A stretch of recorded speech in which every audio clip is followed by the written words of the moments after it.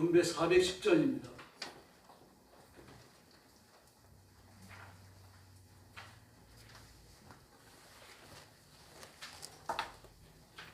경배 410장 부르겠습니다.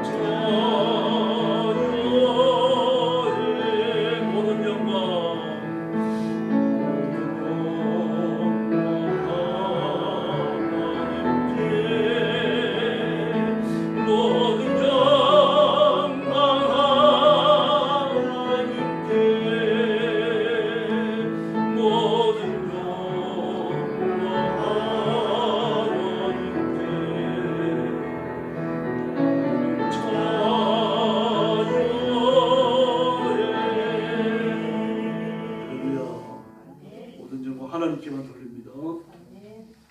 418장입니다.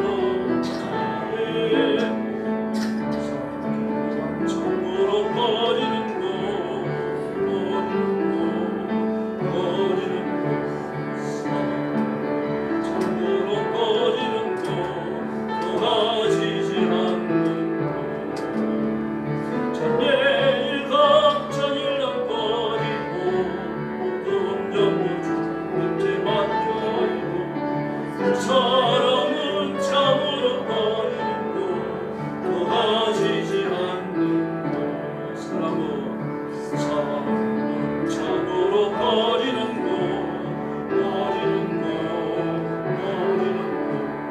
사랑은 참으로 버리는 것 가지지 않는 것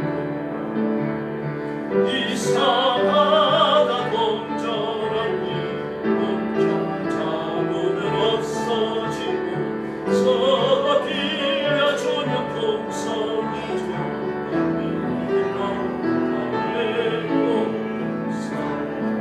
참으로 버리는 것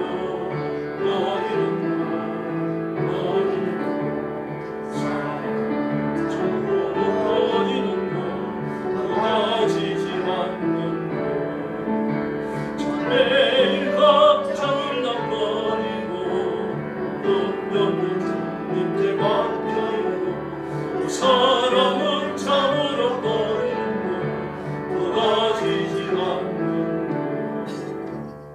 할렐루야. 421장입니다. 경대 421장.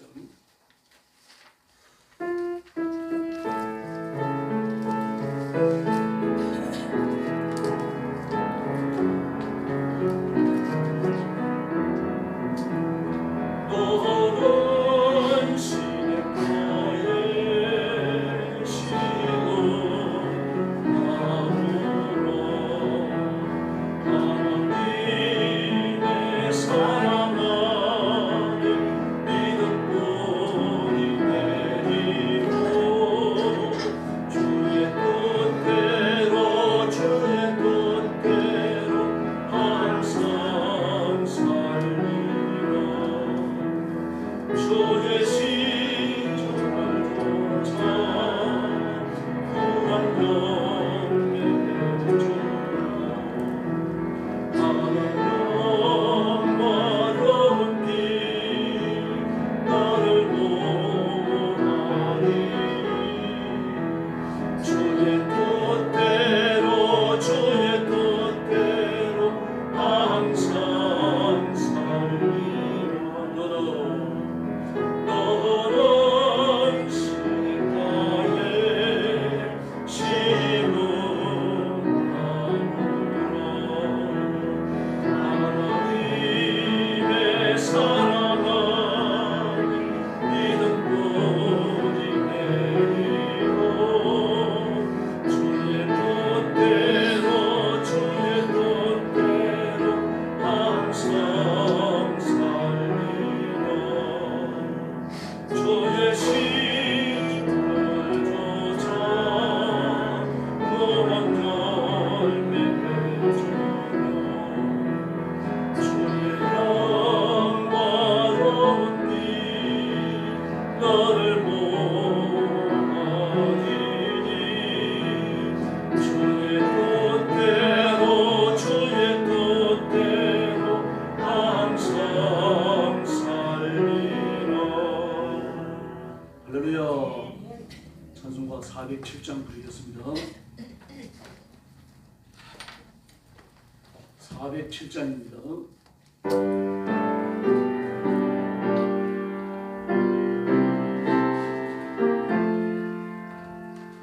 주와 함께라 주소서니 그 주와 함께라 사랑으로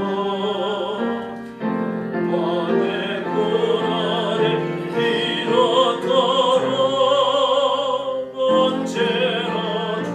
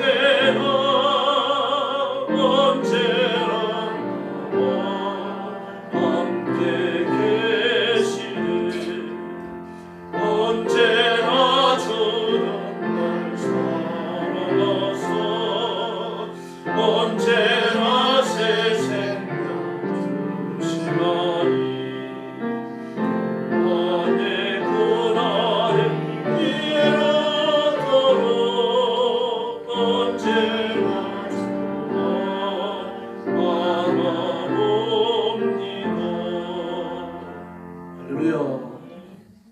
그 후렴의 영광의 그날은 예수님의 재림을 말합니다. 예수님의 재림 때까지 우리가 더 성결해지고 더 성숙해지고 예수님 닮아야 할 줄로 믿습니다. 408장 부르겠습니다.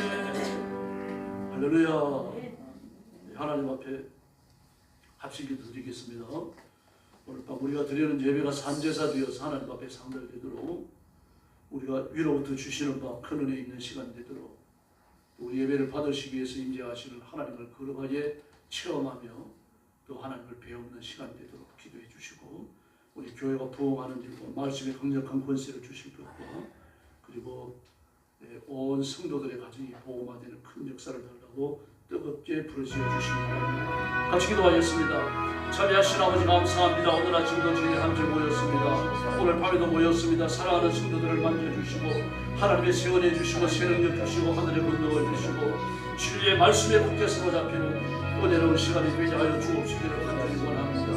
오늘 밤에 하나님을 높이며 예배하며 찬양드리기 위해서 오겠습니다.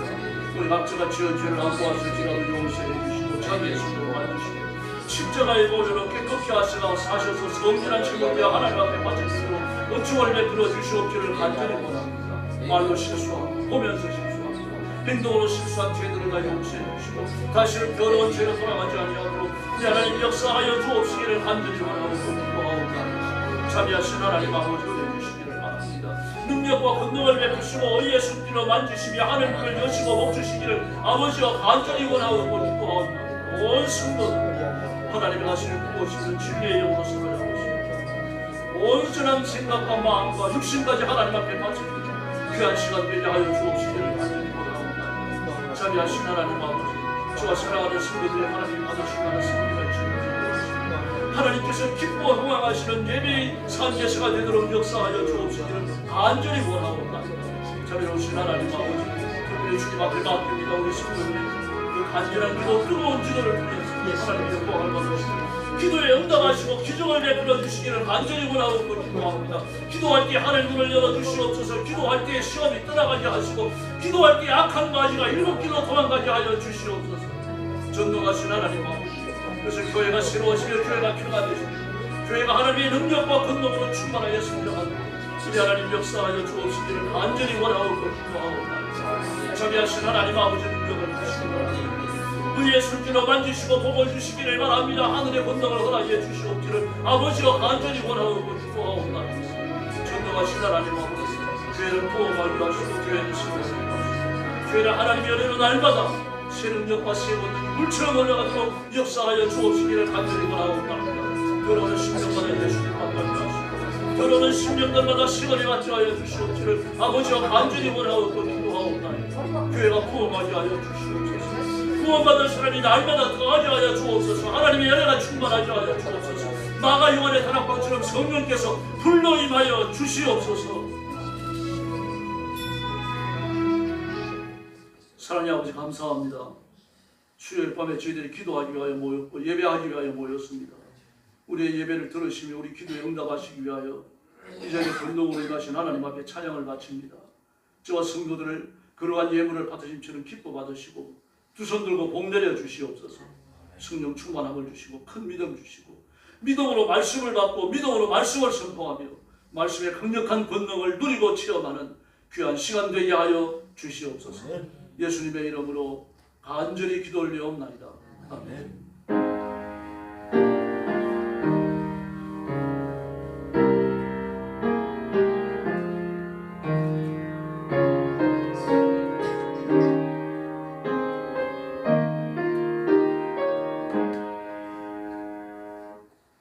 하나님 말씀 봉독하겠습니다. 민수기 9장 1절부터 9절까지입니다. 한 절씩 교독하겠습니다.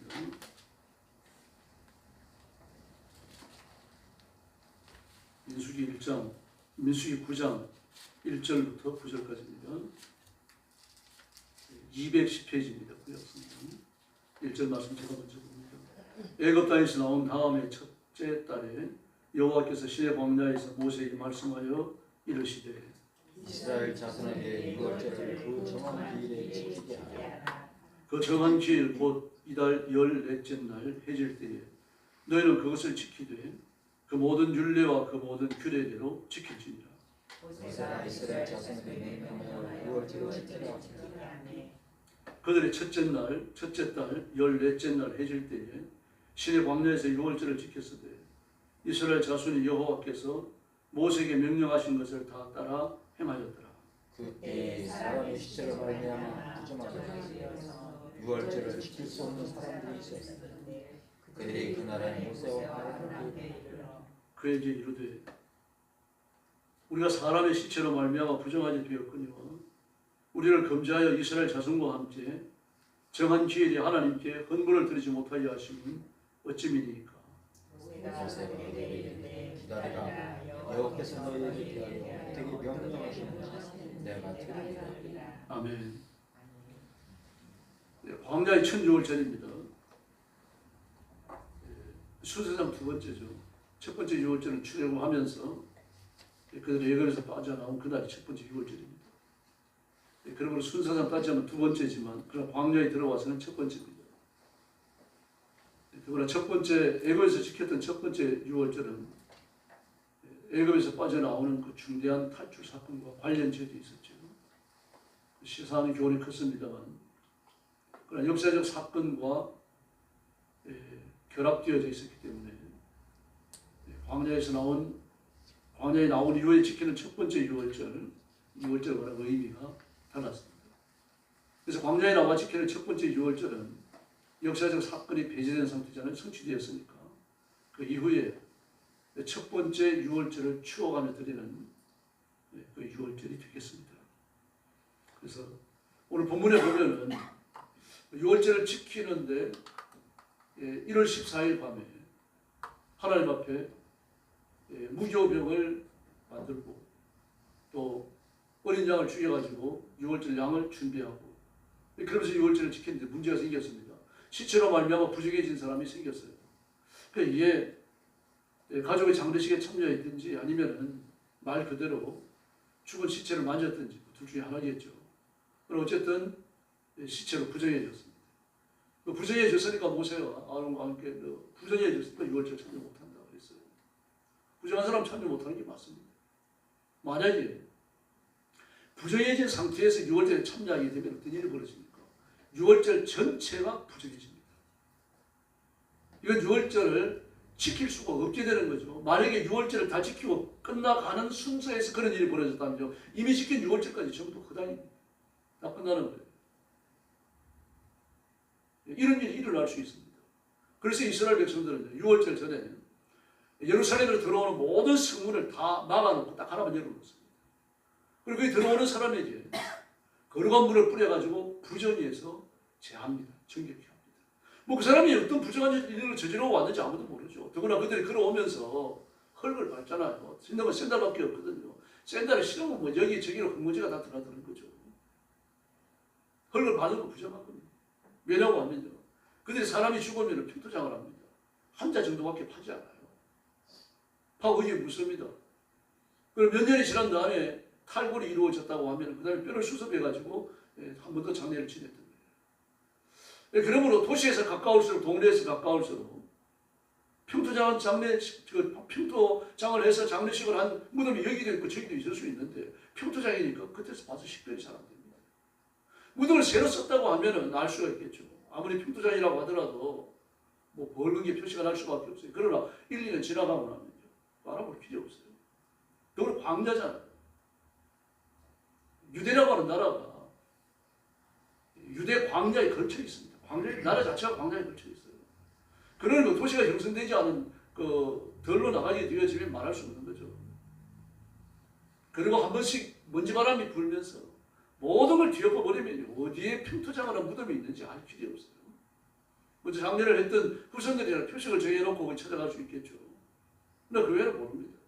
그러므로 자기가 걸어온 길에 시체 썩은 그 흙먼지가 뒤섞이지 않았다라고 아무도 말 못하죠. 오히려 뒤섞였다라고 봐야 되는 거죠. 그러므로 예루살렘에 흙을 밟고서 샌들을 신고 예루살렘으로 들어오는 사람은 부정해졌다고 간주하는 겁니다. 그리고 온몸에 물을 뿌렸어요. 그런 다음에 숙소로 돌아가도록 했습니다. 유월절을 지키기 위해 가지고 부정을 제하는 방법은 정말 눈물겹습니다. 굉장한 노력을 해요. 모든 진문을 열어놓습니다. 그리고 그릇이고 뭐고 전부 다 햇볕에 말려요. 그리고 물로 그릇을 삶기 위해 가지고요. 저는 쇠려들 그릇들은 삶아서 쓸 수 있는 거죠. 그 마을 광장이가 되고요. 큰 솥을 겁니다. 그리고는 불을 떼가지고 그 광장 마을에 살고 있는 모든 사람들이 철로 된 식기는 전부 거기에서 삶아요. 돌로 된 거나 흙으로 된 건 다 깨뜨립니다. 곰팡이균이 묻었다고 간주하기 때문입니다. 그리고 곰팡이균이 묻었다고 간주하니까 그런 그릇을 집안에 뒀다가는 곰팡이를 집안에 두는 거니까요. 유월절을 부정하게 만드는 겁니다. 왜 곰팡이가 유월절을 부정하게 만듭니까? 곰팡이가 문둥병과 같이 취급됐어요. 그 집에 나오는 집에 벽에 생긴 문둥병 그리고 뭐 옷에 생긴 문둥병은 전부 곰팡이예요. 근데 곰팡이도 악성 곰팡이가 있죠. 벽에 곰팡이가 생겼는데 그 곰팡이를 긁어냈어요. 긁어냈는데 이틀 후에 또 생겨 있습니다. 그 다음에 또 긁어냈는데 또 생겼어요. 다음에 아예 잘라냈어요. 잘라냈는데 또 생겼어요. 그럼 집을 허물어야 돼요. 6월절 전에 그런 일이 생기면 집을 허물어야 돼요. 6월절을 부정하게 지키지 않기 위해. 곰팡이와 이거 치열한 싸움을 하는 겁니다. 모든 것을 꺼내가지고 다 말리고 조그만한 손색이 있으면요. 전부 가위를 끌어내고 그래도 안 되면 불살라버려야 됩니다. 6월절에 부정을 제하기 위해 이런 노력을 하는 거죠. 그리고 봐서 눈으로 와서 흉악한 병이 있다고 하는 사람은 전부 동네 밖으로 다 끄집어내가지고는요. 격리를 시켰습니다. 6월절 끝날 때까지. 따로 있어야 됩니다. 이렇게 6월절이 되어지면 부정과의 온 북토가 큰 전쟁이 벌어져요. 근데 시체가 부정한 사람이 참여한다. 이건 상상도 할 수 없는 겁니다. 6월절 전체를 더럽게 만들고 하나님 받지 않으시는 부정하고 더러운 6월절로 만들었고 하나님 앞에 저주받는 일이 되는 거죠. 1년 동안 유월절을 또 못 지킵니다.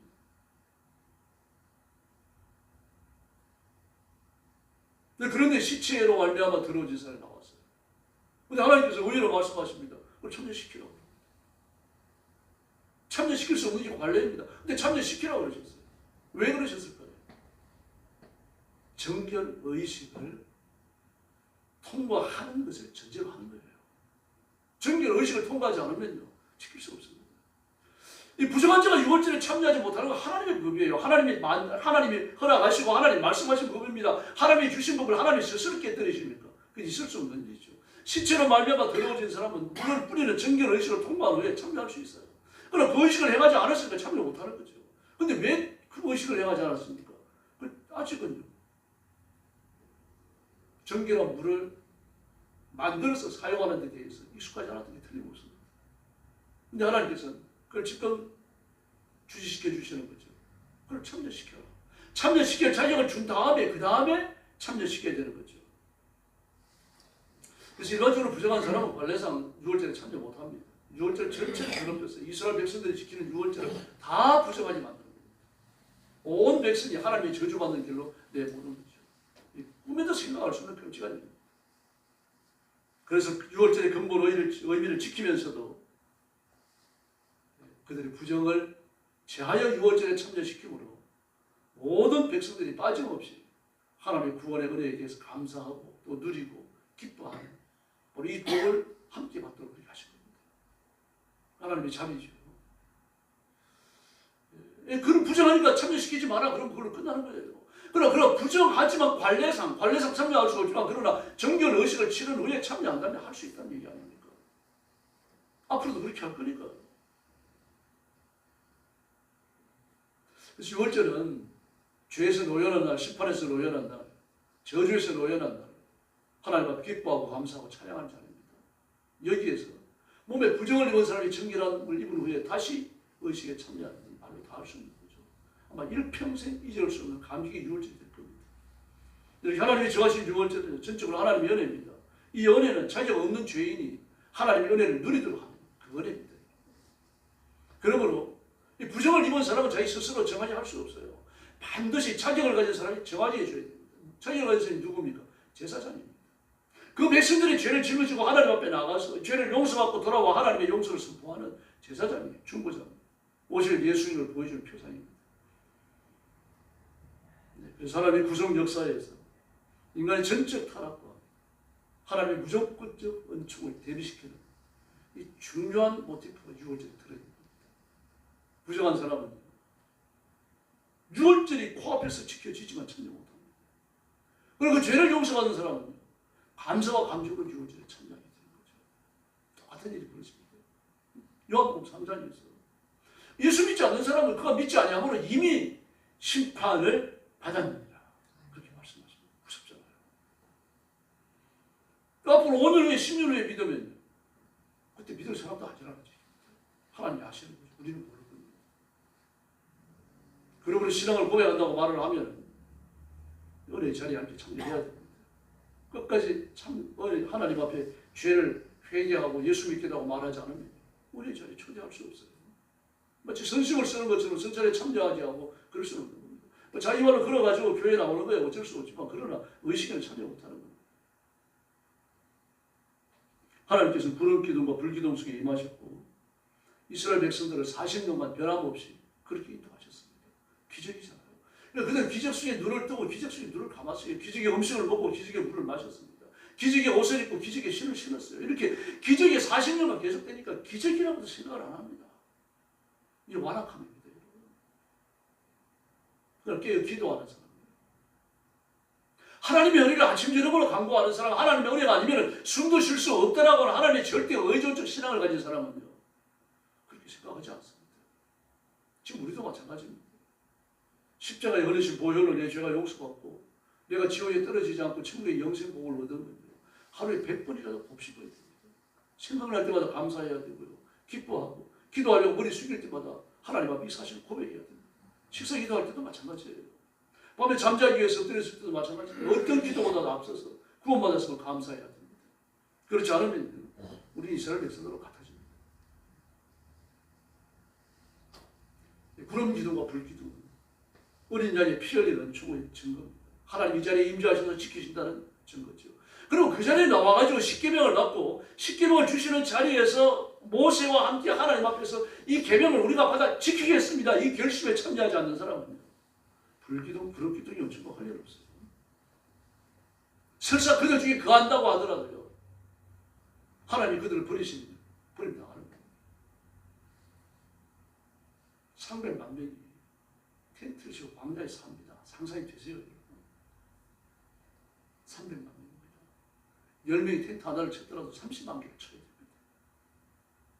전염병이 한번 돌면 무슨 일이 벌어지겠습니까? 그러나 이스라엘 백성들은 40년간 전염병 없이 광야를 횡단합니다. 이 그들이 깨달았을까요? 기적도 이런 기적이 있을 수가 없죠. 최근에 어디서 출발했습니까? 해상 크루즈 배 하나, 크루즈 여행하는 배 하나가 안에서 한타바이러스가 발생을 해갖고 여러 명이 감염이 됐나 봐요. 그걸 어떤 사람 공국으로 보내고 그래도 난리가 난 모양입니다, 지금. 전염이 되면 어떡하느냐, 퍼지면 어떡하느냐.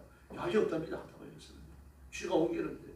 5종류가 6종류가 되는데 사람과 사람이 옮기는 그 바이러스 그게 전염이 됐답니다 지금요. 쥐에서 사람으로 올라오는 거. 그래가지고 그 사람이 죽는 건 어쩔 수 없는데 쥐에서 사람으로 올라와가지고 여기서 끝나는 게 아니라 사람에게서 사람으로 전염되는 그 한타바이러스에 전염이 된 겁니다 지금. 그리고 크루즈를 죽음의 배라고 그러잖아요.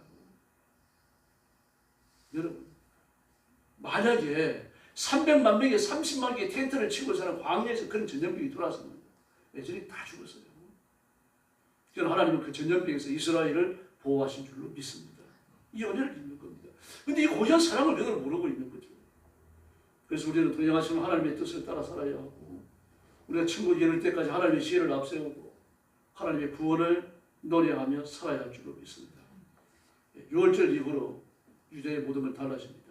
애굽에서는 바로의 통치를 받습니다. 바로가 왕입니다. 바로가 명령을 하고 먹을 것도 바로가 주고 전쟁이 일어나면 바로가 지킵니다. 그러나 6월절 이후부터 달라집니다. 6월절을 지키고 난 이후로 그들이 광야로 나온 이후 홍해를 건넌 이후에요. 그리고 시내 산에 와가지고 하나님의 백성으로 살겠다고 언약을 하고 난 이후에 그들이 6월절을 한 이후에 6월절을 지킨 이후에 완전히 달라지는 겁니다. 그 이전과는 완전히 달라집니다. 이 하나님 왕이십니다. 시내산 언약은 법적으로 초인하는 자리죠. 이스라엘 백성들과 하나님이 나는 너의 왕이 되고 너는 나의 신입니다. 이걸 법적으로 선포하는 자리예요. 6월절은요. 법적으로 선포된 이 사실을 보장받는 자리입니다. 그러므로 그들이 신의 광야에서 하나님의 말씀을 믿음으로 받고 살겠다고 하나님 앞에 약속을 드린 그 사건과 6월절 사건은 두 개의 사건이 아닙니다. 한 개의 사건이에요. 땅과 바뀔 뿐입니다. 그 이후로 달라지는 겁니다. 하나님이 왕이 되시는 거죠. 하나님이 왕이 되셔가지고 바로 대신에 그 백성을 다스리십니다. 그 애굽에서 그 바로를 막 10가지 재앙을 치실 때 애굽 백성들을 꼼짝도 못하고 만드실 때예요. 혼인을 건너실 때, 혼인 속에 그들이 수양될 때 말입니다. 그들이 광야에 들어와가지고 하나님 앞에 그렇게 반역을 하지 않습니까? 3번 뚜렷한 반역을 했죠. 혼인을 건널 때 반역했고요. 먹을 게 떨어졌을 때 반역했고요. 물었을 때 반역을 했고요. 똑같은 불평입니다. 우리가 애굽 고기 가마 곁에서 배나 부르게 먹다가 죽었으면 좋아할 건데 여기 나와가지고 배고파 죽여 죽는구나. 물이 없어 죽는구나. 지금까지 자기 힘으로 왔습니까? 하나님의 능력으로 먹고 살았고 하나님의 능력으로 지금까지 왔는데 그런 불평을 쏟아내요. 그래서 하나님께서 만나고 배출하게 주시잖아요. 그런데도 불평이 끊이지 않습니다. 하나님의 왕이 되셔가지고 바로 대신에 그들을 다스려요. 하나님이 바로 대신에 그들에게 공급을 하신단 말입니다. 그러나 바로에게 받을 때는 아무 불평이 없었어요. 바로가 주는 걸 먹고 바로가 주는 걸 입고 말입니다. 바로가 주는 걸 마실 때는 아무도 바로에게 대들지 않았어요. 왜 이런 걸 줍니까? 대들지 않았어요. 근데 하나님이 주시는 걸 받으면서 대들어요. 하나님 왜 이런 거밖에 안 주십니까? 이런 식입니다. 그 속에 자연스러운 불평이 아니고 마귀가 아주 가락하게 불평, 불만의 원인이 되어져 있는 것을 알 수 있겠죠. 지금 광야에 나왔습니다. 우리 내라도 알아요. 광야가 어떤 곳인지 말입니다. 신의 광야가 농사 지을 곳이 있습니까? 우물이 여기 있고 저기 있고 강줄기가 흘러내려가는 데입니까? 근데 샤워할 시설이 있습니까? 낮에는 45도 50도로 오르내리고 밤이 되어지면요 10도 이하로 떨어질 수도 있어요. 그런데 하나님께서 불기둥 넣으시면 무슨 일이 벌어집니까? 이 은혜를 모릅니다. 이 은혜를요. 단지 목이 좀 마르다고 단지 배가 좀 고프다고 말입니다. 떨어지지 않는 옷과 닳지 않는 신발을 입었음에도 불구하고요. 이렇게 불평과 불만으로 꽉 차 있는 거죠. 이게 말이 안 짓입니다. 눈을 열어서 하나님을 바라보시고 말씀을 붙드시기 바랍니다. 아멘 하시면 하나님이 기뻐하실 줄로 믿습니다. 저를 보십시오. 귀가 열려야, 따라하세요. 귀가 열려야, 입이 열리고, 입이 열려야 은혜 받는다. 성경 귀담아 들으시고 아멘으로 받으시길 바랍니다. 이 마치 남한테 하는 얘기처럼 말입니다. 그냥 제 얼굴만 쳐다보고 있지 마시고 내가 받으시라고 내가 자신에게 적용하셔야 됩니다. 안 그러면 이게 3,500년 전의 사건으로 끝나는 거예요. 그러나 하나님은 살아계셔서 3,500년 전의 사건을 오늘날 나와 연결지어 주시고 은혜 주시는 줄로 믿습니다. 그래서 이스라엘 백성들은 애굽에서 나와서 하나님과 새로운 관계가 형성되는 겁니다. 그런데 하나님께서 직접 이스라엘 백성들에게 말씀하시는 게 아니죠. 직접 말씀하실 때 무슨 일이 벌어졌습니까? 신의 사람들이 죽을 것 같습니다. 그랬습니다. 하나님의 그 장엄한 영광 말입니다. 그 쉐키라의 영광이 압도되어져가지고 이 숨을 못 쉴 지형으로 말이죠. 압도되어지니까 이러다 우리가 죽을 것 같습니다. 당신이 가가지고 하나님의 말씀을 받아서 우리한테 실해 주십시오. 그래서 모세가 하나님 대신에 말씀을 외치는 자가 되는 겁니다. 백성들이 원해서 보낸 거 아닙니까? 하나님 원하셨죠? 하나님 원하셨으니까 세우신 겁니다. 이걸 주의하셔야 됩니다. 백성들이 원하는 것을 하나님이 승낙하신 게 아닙니다. 하나님의 뜻을 백성들을 통해서 이루시는데 강압적으로 하신 게 아니라 백성들이 스스로 원하는 방법을 선택하셨다는 얘기입니다. 이걸 주의하셔야 됩니다. 하나님은 우리에게 예수 믿고 하나님의 자녀가 되고 말씀 앞에 복종하며 살고 절기를 지키고 율법을 지키는 것을 억지로 막 할 수 없어가지고 하는 걸 원하지 않으셔요. 자원해서 하는 걸 원하시는 겁니다. 스스로 기뻐갖고요. 이게 믿음의 결단입니다. 그래서 애굽에서 나온 이후에는 모세가 하나님을 대신하는 사람이 됐죠. 현실 세계 왕이 되는 겁니다. 왕이라고 안 부릅니다. 왕이 하는 일을 하잖아요. 그래서 모세가 백성들을 대표해서 하나님께 나가고 하나님을 대면한 후에는 하나님의 사자가 되어가지고 하나님의 메신저를 들고 오는 겁니다. 모세가 왔다 갔다 하는 거예요. 하나님과 그 백성들 사이를. 그래서 모세가 하나님과 그 백성들 사이에 중보자라고 부를 수는 없지만 그 중보자의 역할을 하는 사람이 됩니다. 사실 하나님 모세를 보내실 때 모세를 안 가려고 그랬죠. 안 가려고 그랬습니다. 그 백성들이 얼마나 완악한지 알기 때문에 그런 거 아니에요. 지금 자기가 어떻게 거절당하고 자기가 어떻게 그들의 도움을 못 받을지 알고 있다는 이야기입니다. 그래서 이스라엘 백성들이 그 기적을 보면서 모세를 인정해 놓고도 어려움이 찾아오니까 뭐라 그럽니까? 당장 불평과 불만을 냈었잖아요. 막 모세도 막 화가 나오니까 답답해 놓으니까 하나님을 찾아가지고 하나님 이럴까봐 제가 안 간다고 그런 거 아닙니까? 그랬던 겁니다. 그런 모세도 그런 이스라엘 백성도 지금 하나님의 손에서 녹아지고 있는 거예요. 그래서 백성들이 모세를 거절하지만 하나님의 뜻을 이루어 가십니다. 그러므로 모세의 일이 하나님의 일이에요. 그래 자기의 일을 막 연구를 하고 막 데이터를 찾고 막 애를 써가지고 뭔가 모양을 만들고 그래야지 일을 한 게 아닙니다. 하나님이 지시하는 걸 한 거예요. 이제 다른 왕들과 다른 겁니다. 이렇게 광야에 들어와서 첫 번째 6월절은 하나님의 은혜를 기념하고 감사하는 정말 출발점이 되어지는 중요한 절기가 됩니다. 애굽에서 지킨 6월절과는 또 다른 것이죠. 6월절은 하나님의 은혜로서 아주 강력한 메시지를 가지는 그런 절기입니다. 예수님의 대속의 죽으심으로 내가 구원받고 하나님의 자녀가 된 것을 믿습니다. 이건 하나님의 은혜입니다. 은혜는 선물이라는 얘기죠. 영어의 팁이 여기에 해당됩니다. 팁은 그냥 주는 거죠. 더 주는 겁니다. 요즘은 막 우리나라도 막 팁을 구하는 데가 있나 봐요. 그래가지고 욕도 하고 막 난리가 났던데 미국은요. 커피 전문점에 가가지고 뭐 음식점에도 그렇습니다. 뭐 스크린 해갖고 키오스크에서 음식 주문하고 커피 주문하잖아요. 그 서비스 받을 일이 없어요. 그런데도 서비스 요금은 20% 내지 30%가 붙어갖고 나오니까 환장하려고 그랬죠. 근데 대한민국에 팁이 없다 그러니까 그것 때문에 신기해가지고 한국 오는 사람도 있습니다. 여행 오는 사람도 있어요. 나 팁이 없대 그러면서. 네, 그래서 미국은 지금도 그 마을별로 막 탄압을 해가지고 팁을 내지 말자 그렇게 운동을 하는 사람들이 있습니다. 근데 반대하는 사람도 적지 않아요. 근데 누굽니까? 부자들인데 돈 있는 사람들, 부르주아들이죠. 그리고 어쨌든 팁은 공짜로 주는 것도 보너스입니다. 보너스가 공짜로 주는 거죠. 팁, 보너스 여기 해당되는 게 하나님의 은혜입니다. 은혜는 대가가 있으면 안 돼요. 수고를 많이 했으니까 주는 건 대가죠. 나와 특별한 관계가 있으니까 주는 거예요. 그럼 관계성을 따라 주는 거죠. 뇌물이 될 수도 있는 겁니다. 관계가 없으면 안 주는 겁니다. 특별한 관계가 없더라도 하나님께서는요.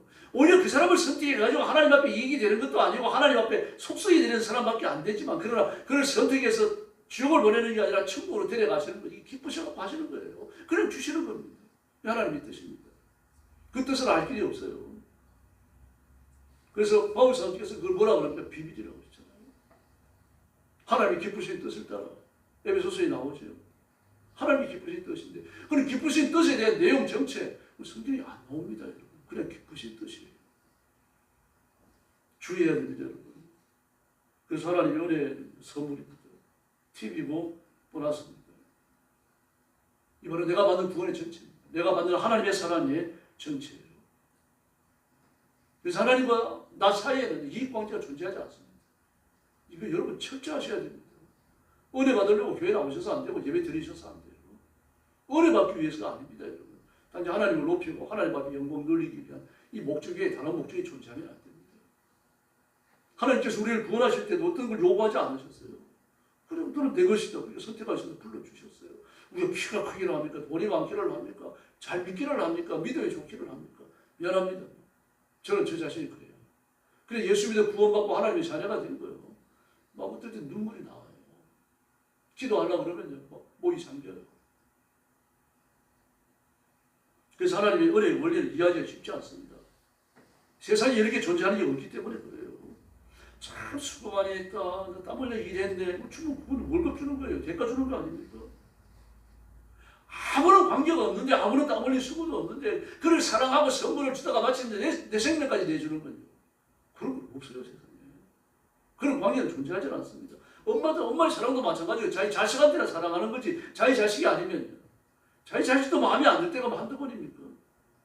저도 그럴 때 있었거든요. 애들이 말을 안 들어요. 막 다음에 용돈 안 줬으면 좋겠다. 이런 생각이 들 때도 있어요. 용돈 많이 주는 것도 아니면서. 하나님께서는 우리에 대해서 그런 생각을 품지 않으십니다. 만약 옆집 애가 여러분을 찾아와가지고 아줌마 저 용돈 10,000원 주세요. 그러면 뭐라 그러시겠어요? 하나님께서요. 하나님의 백성들은 하나님의 사람들을 선택할 때 아무런 대가도 요구하지 않으셨어요. 기도 응답도 마찬가지입니다. 그냥 기도하라 그러셨을 뿐이에요. 그래서 은혜의 원리를 이해하기가 어렵습니다. 세상에 그렇게 존재하는 것이 없기 때문에요. 그 성경은 은혜를 자꾸 다른 말로 표현합니다. 은혜다, 긍휼이다, 체휼이다, 자비다 이런 말로 표현을 하는 겁니다. 그래서 우리 은혜를 고귀합니다. 하나님의 사랑이고 하나님의 구원이고 하나님의 심판까지 은혜입니다. 이 땅 위에서 하나님의 심판을 완성하지 않으면 천국에 못 갑니다. 예수 믿는 사람은 믿는 사람들대로, 안 믿는 사람은 안 믿는 사람대로, 안 믿는 사람은 말할 것도 없죠. 이 땅 위에서 살아서 하나님의 심판을 완성해야 됩니다. 어떤 사람은 그렇습니다. 예수 믿으면 예수님이 심판 받으셨는데 우리가 무슨 심판을 받습니까? 받아요. 여러분. 천국 가느냐 지옥 가느냐 이걸 결정하는 심판은 안 받아요. 그 심판은 예수님이 받으셨기 때문에 끝났어요. 무슨 심판 받습니까? 말씀대로 살지 못한 일에 대해서 심판을 받아야 됩니다. 창세기 3장에서 아담과 하와로부터 내게 짊어지워진 그 불순종, 그 원천적 죄에 대한 심판을 받아야 돼요. 이 죽음입니다, 여러분. 죽지 않고는 천국에 이를 사람이 아무도 없는 거예요. 그래서 인간들이 죽지 않기 위해서 온갖 노력을 다 했어야 됐는데요. 지금 마귀죠, 고만이에요. 보십시오. 하나님이 어떻게 심판하시는지. 창세기 3장부터 시작된 인간 마귀의 하나님께 대한 그 반역은 지금도 계속됩니다. 과거 역사도 마찬가지입니다. 앞으로는 아주 강력해질 겁니다. 보세요. 인간이 신이 되는 걸 눈으로 볼 겁니다. 저도 볼 거예요. 여러분도 볼 거예요. 아마 우리가 살아서 그 광경을 볼 거예요. 이번에 그 삼성 노조가 평택공장 노조죠. 노조 중심이 돼가지고 막 대보를 하면서 45조 원 내놓으라 그러니까 저는 그게 30%인 줄 알았는데 이익금이 15%라고 그러네요. 15%하고 뭐 여러 가지 이 보너스하고 이렇게 해가지고 45조를 내놔라고 했어요. 그런데 국회의원 하나는 일어나서 뭐라 그랬습니까? 그 삼성이 그렇게 돈 번 건 혼자 번 게 아니고 온 국민이 협조를 하고 노력하고 애써서 된 거니까 그 벌어들인 돈 이익의 일부를 국민들에게 줘라, 나눠줘라, 배당금으로 나눠줘라. 아니 미쳤어요. 중국 공장을 어떻게 합니까? 60억을 내놓으라고 60억을요. 중국에서 팔아가지고 온 세상에 스마트폰 갖다 팔지 않았느냐? 배터리 가지고 팔지 않았느냐? 우리 이익금 줘라, 60억만 줘라 우리는. 미쳤습니다. 미친 것 같아요. 여러분, 근데 이걸 모든 사람들이 납득할 수 있을 만큼 부의 분별을 할 수 있는 사람이 지금 없어요. 그만한 부도 없습니다, 여러분. 삼성을 이득을 몽땅 나눠주고 빚잔치하고 뭐 죽으라는 거 아닙니까? 망하라는 얘기예요. 앞으로 계속 투자해야 될 거 아닙니까? 삼성에 투자할 돈요. 우리가 상상을 못해요, 여러분. 일론 머스크는 돈이 얼마지 않습니까? 삼성을 통째로 사들이고 나서 남는 돈이요. 1,700조 원 된다고 합니다.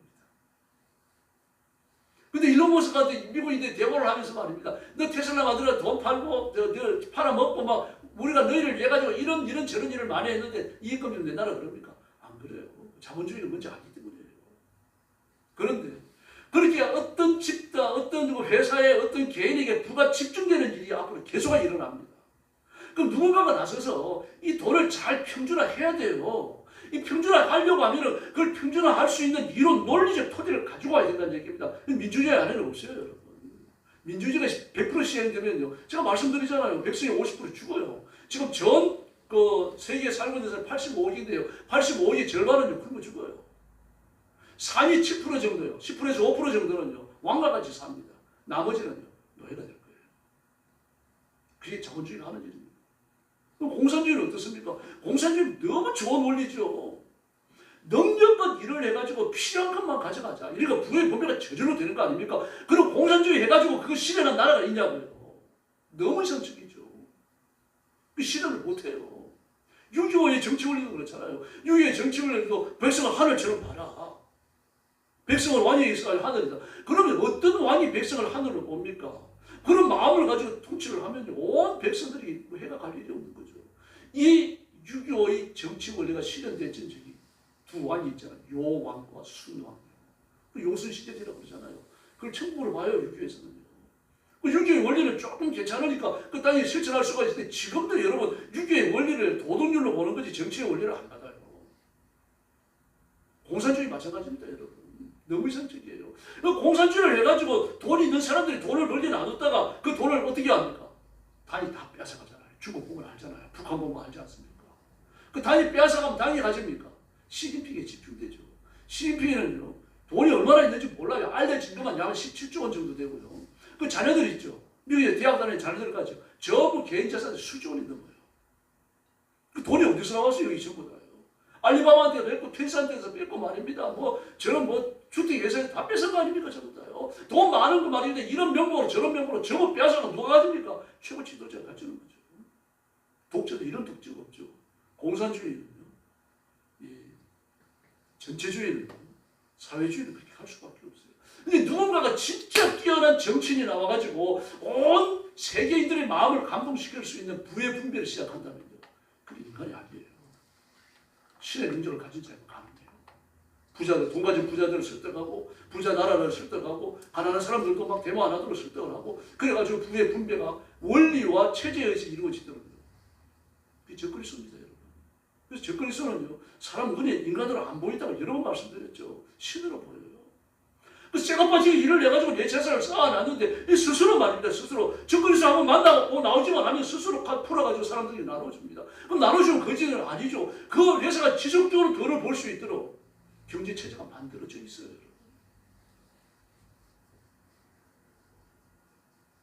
이런 시대를 우리가 눈으로 보게 될 것 같아요. 지금 세계 경제학자들은요, 올해를 2026년을 대한민국이 전 세계에서 이 부가 가장 창궐하고 그리고 부의 분배가 모범적으로 이루어지는 나라가 시작되는 원년이 될 거다 이렇게 봅니다. 2026년 말을 그렇게 보고 있어요. 그 이유가 있겠죠. 작년 같은 경우도요, 우리나라 대기업은요, 엄청난 지분을 돈 많이 벌었어요, 여러분. 전 세계 경제를 확 웃돕니다, 여러분.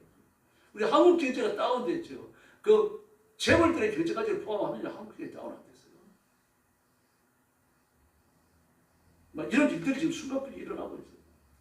정신 똑바로 차리셔야 되고 예수님 힘이 이렇게 붙드시기 바랍니다. 그래서 성경 읽으셔야 돼요. 성경으로 시대를 보셔야 되고 기도해서 능력 받으셔야 됩니다. 다른 방법이 없습니다. 사람들이 인정 안 받아도 괜찮아요. 사람들이 띄워주지 않아도 괜찮습니다. 노아 미쳤다는 소리 안 들었어요. 에녹 미쳤다는 소리 안 들었습니다. 400년만 들었어요. 에녹은 노아는 120년만 들었지만. 네, 여러분 지옥 갈 사람이 죄를 용서받고 천국 가는 조건이 충족된다고 하는 거죠. 하나님의 사랑이 아니면 예수님의 십자가 대속이 아니면 아무것도 안 됩니다. 불가능합니다. 예수님만이 구주이시니 하나님만이 우리의 진정한 아버지이신 줄로 믿습니다.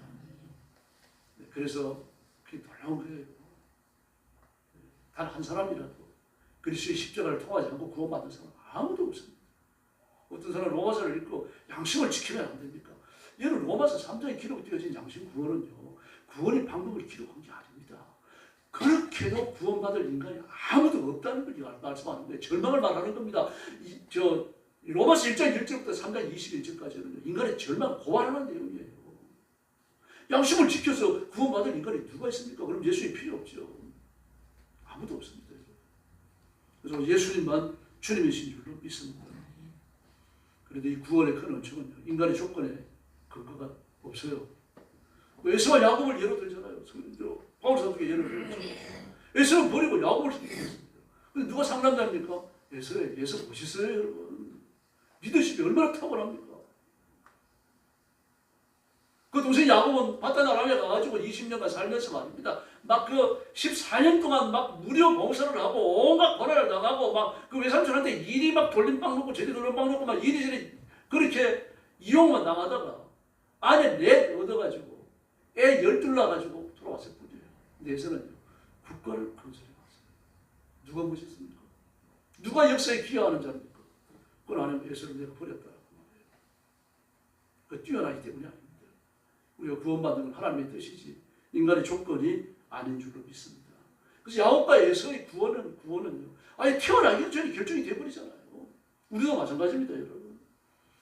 어떤 사람들은 그래도 나는 예수 믿을 걸 알고 하나님이 선택하셨지, 예전에 이게 큰 말 안 고치면 하나님이 포기할지도 모르고, 하나님이 불러주지 아니하시고 하나님이 사랑하지 아니하시고 하나님이 뽑아다가 교회에 앉혀놓지 않는데 누가 예수 믿습니까? 불가능해요, 여러분. 교회까지 와서 복음을 듣는 다음에 하나님 욕하고 교회 욕하고 나가는 사람이 하나들입니까? 저는 그런 사람 봤습니다, 여러분. 막 술을 취해갖고도 교회 욕을 하더라고요. 욕하려고 교회 들어온 거예요. 그래서 그거 받아서 구했습니다. 그 야곱의 일생을 더듬어 보면요, 하나님 앞에 칭찬받을 만한 데가 아무것도 없습니다. 그 스스로 하나님 앞에 엎드려가지고 하나님 잘 믿겠습니다 말한 적요, 제가 볼 때 한 번밖에 없어요. 베델불파에서요. 그리고 야복 나루터에서 있는데 그것도 막 코너에 몰려갖고 형이 죽이겠다고 군사 400 그늘을 보니까 할 수 없이 엎드린 거예요.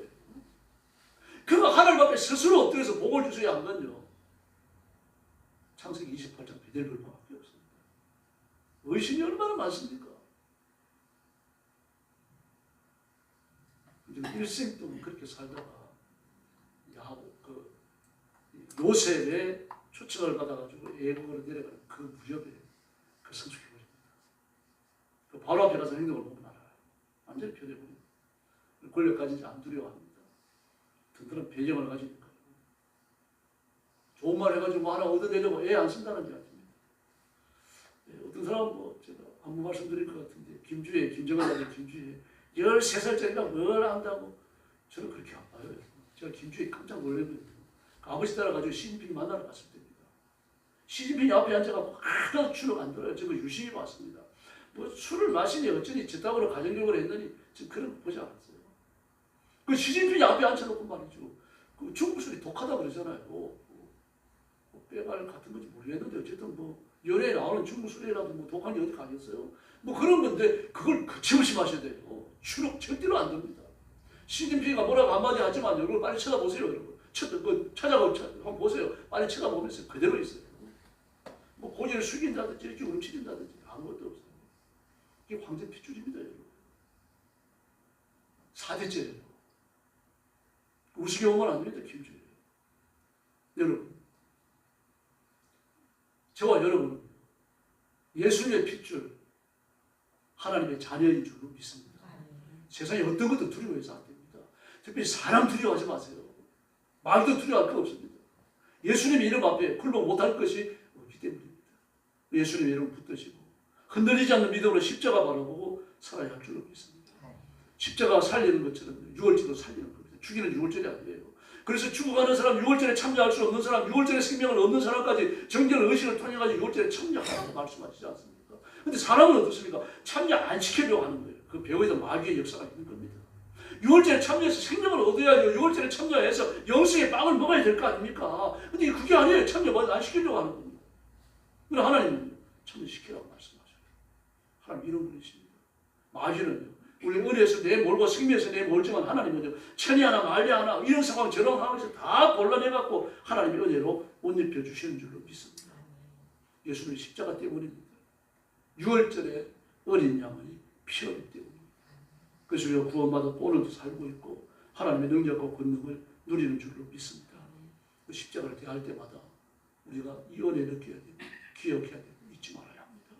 그리고 이 은혜를 기초로 기도해야 되고 헌신해야 되고 하나님 앞에 예배해야 됩니다. 그래서 일생 동안 주님이 나를 부르시는 그날까지 이 세상에 어떤 변화가 일어나고 누가 나를 핍박하더라 눈 하나 깜짝하지 말고 예수님 바라보는 지혜로운 신부들이 되기를 예수님의 이름으로 축원합니다. 기도하겠습니다. 자비로우신 아버지 하나님 감사합니다. 오늘 밤에도 저희들이 모여서 민수기 9장을 열고 광야에서 지킨 천주월절 이 교훈을 살펴봤습니다.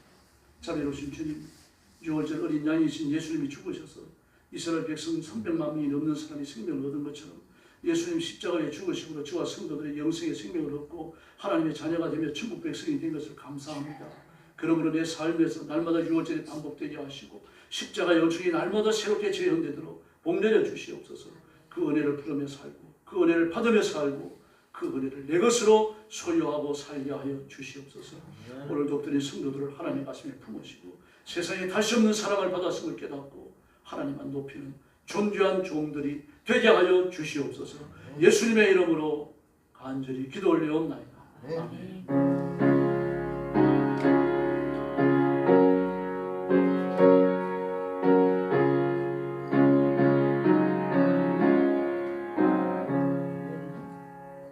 찬송가 342장 부르겠습니다.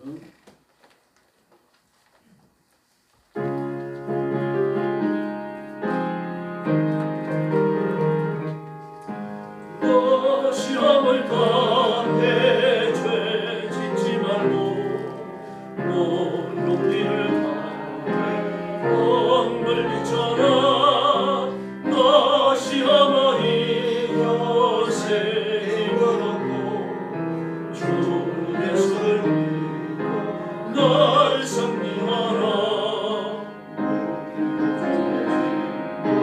너의 기도를 빌라. 내 편에서 항상 도우시니 내 친구를 삼가 잘 선택하고 너 언행을 삼가 널 돌지쳐라. 너 열심을 다해 널称賛하고 온 정성을 다해 주 봉사하라. 너의 기도를 빌라. 주님 내 편에 서서 항상 도우시리. 자리 지은 자는 상 받으리니 너 낙심치 말고 널 전진하라. 내 구세주 예수 힘 주시리니 주 예수를 널 승리하라. 너의 기도를 빌라. 주님 내 편에 서서 항상 도우시리. 할렐루야. 나라와 민족을 위해서 기도해 주시기 바랍니다. 지방선거를 놓고 정치권이 폭풍의 전자처럼 이렇게 변해 있습니다. 하나님 은혜가 임해야 됩니다. 그래서 대통령과 정치인들이 회개하고 주님 앞으로 돌아오도록 기도해 주시고 이번 지방선거를 통해서 하나님을 두려워하는 사람들이 일꾼을 뽑히도록 그렇게 부르짖어 주시고 정과자 특별히 뭐 폭행을 행하고 또 그 성범죄와 관련된 죄들을 짓고 특별히 추가히 보는 죄들이 있어요. 이 교도소나 구치소에서도 좀 사회적인 지위가 있거나 좀 종교계 목사님이나 스님들이나 또 신부님들이나 이런 분들이 특별한 일이 있어가지고 어떤 죄수를 만날 때 그 사람을 이렇게 개인적으로 만날 수 있도록 배려를 해줘요. 이제 죄를 짓고 감옥에 갇혔지만 좋은 영향력을 받을 수가 있으니까요. 그런데 그 폭행으로 들어온 사람, 또 조직범죄자입니다. 조직폭력을 행한 사람들이요. 그리고 그 성범죄와 관련된 것들이요. 그 사기죄도 무서운 사기죄가 있습니다. 그리고 살인죄도 무서운 살인죄가 있고 이런 죄에 연루된 사람은 절대 편애를 봐주지 않습니다. 악하게 불러요. 근데 그렇게 악한 죄에 좀 더 악한 죄를 불러낸 사람들이 지금 한둘 나온 게 아닙니다. 지금. 그런 사람들 걸러내셔야 돼요.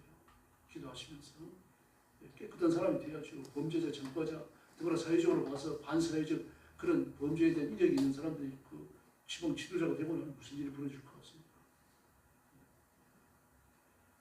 뭔가 더러운 죄를 다 할 수 있죠. 그래서 좀 그런 문제 놓고 기도해 주시기 바랍니다. 교회를 위해서 기도해 주시고 하나님 교회 평안을 주시고 교회 어지러움은 아닙니다만 성령 충만함을 주시고 교회를 부흥시켜 주시옵소서 기도해 주시기 바랍니다. 옆에 계신 분들하고 인사 나눠주시기 바랍니다.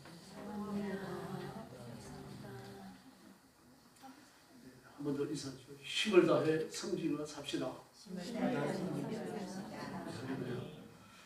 목사장로 기도는 오늘로 끝났습니다. 제가 오늘까지인데 내일까지 잘못 봤습니다. 날짜를요. 기도 생활 애써주시고 성경 이런 거 애써주시고 그렇게 노력하십시다. 이제 머리 숙여서 주님 가르친 기도 함께 드리겠습니다. 하늘에 계신 우리 아버지의 이름을 거룩하게 하시며 아버지의 나라가 오게 하시며 아버지의 뜻이 하늘에서와 같이 땅에서도 이루어지게 하소서. 오늘 우리에게 일용할 양식을 주시고 우리가 우리에게 잘못한 사람을 용서하여 준 것 같이 우리 죄를 용서하여 주시고 우리를 시험에 빠지지 않게 하시고 악에서 구하소서. 나라와 권능과 영광 영원히 아버지의 것입니다.